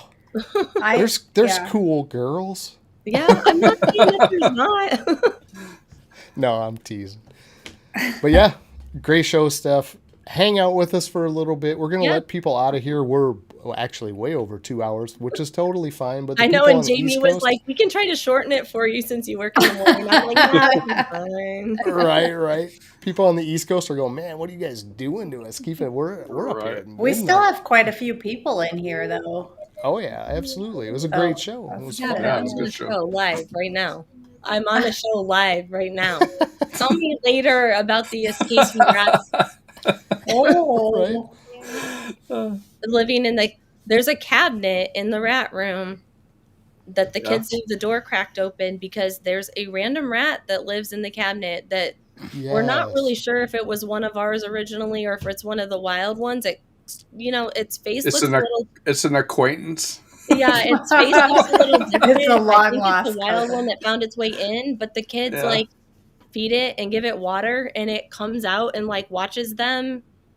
Yeah, apparently we have a couple other escapees running around that are. That's awesome. Our colorful rats are now apparently rooming up, shacking up with the other. No. Oh no, Uncle Reginald. I think that's his name from now on. Right? He's Uncle Rat. Real quick, this is funny, and one of those stories that never gets told. So we clean rats on Sunday mornings. Was it 2 or 3 weeks ago? John went down there to open the door, air it out before we go down, whatever. Mm-hmm. A whole tub of females chewed Breeder through the females. wire, and they were just like The running entire rampant tub in the room. empty. The whole Yeah. tub. That's fun. Yeah. So we Chewing spent the on first water 20 lines. minutes catching See, rats. It's like water lines would be great for the convenience of not doing water bottles and dishes, but water chewed bottles the and water dishes lines, prevent that issue of Yeah. chewed water lines. So Yeah. Yep. He's like, I go down there because he always goes down first, and then I can put my hair up and put my shoes on, whatever. And I'm like, the door is shut. So I open the door. He's like, hurry, come in and shut the door. I'm like, oh God. Yes. Yes. Well, my Right. son went to take the dogs out for the night last night or the night before. Sends a group text out to the family with a picture of a rat sitting on top of a trash bag or whatever, chewing it. Like, and he's like, "There's a rat loose," because the girls are gonna come take care of it. But yeah, Oh man. Yeah. Yep. For sure. It was pretty entertaining for sure. Was an yeah, awesome catching them show. is always fun. Yeah. Oh God, no. But let's get the heck out of here, guys. Awesome show. Steph, hang out with us. We'll chat for a little bit backstage. We'll let the rest of these characters out of here.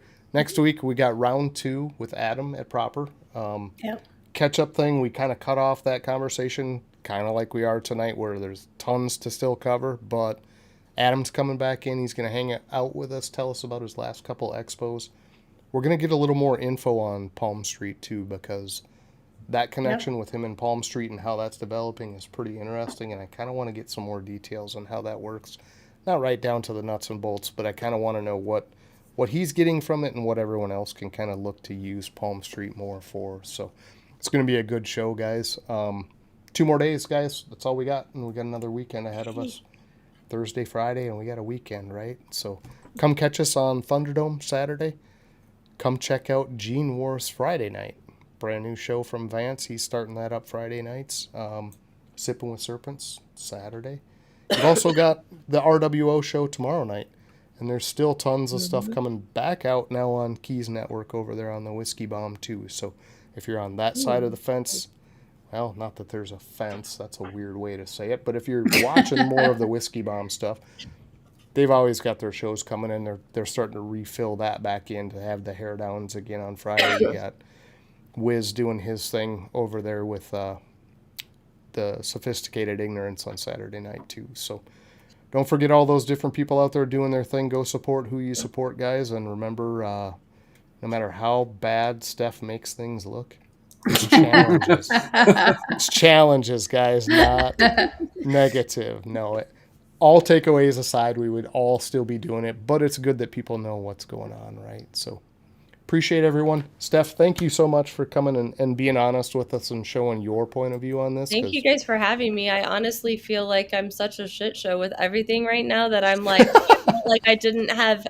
anything to even bring to a conversation. So no, it's a fantastic conversation and a vital one for people to have a really good idea of what it's all about. So appreciate that 100%.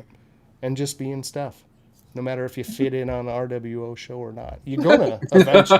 You know that? So, yeah. All right, guys. Everybody have a great night. Peace out. Much love, everyone. Thank you for coming and hanging out. And come check us out next week. We're going to have Adam back in the house. So it'll be a fun one. But see you guys. Let's get the heck out of here. If I can find the closing. There we are.